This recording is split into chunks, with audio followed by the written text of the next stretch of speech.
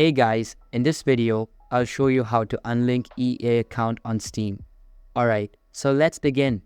To unlink your EA account from Steam, you'll need to use both your web browser and your Steam client. Begin by ensuring that you are logged into your Steam account on the Steam client and your EA account in your web browser.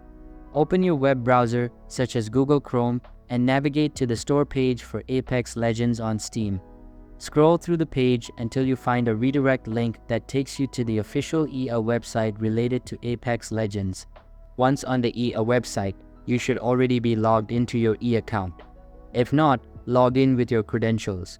From the EA website, go to the Account Security or Account Settings section, which can typically be found in the Account Management or Profile area. Look for the Connections or Linked Accounts tab.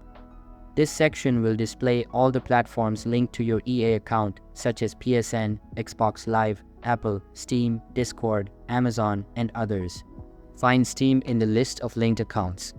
Next to Steam, there will be an option to unlink or disconnect. Click this button to unlink your EA account from Steam. Confirm the action if prompted.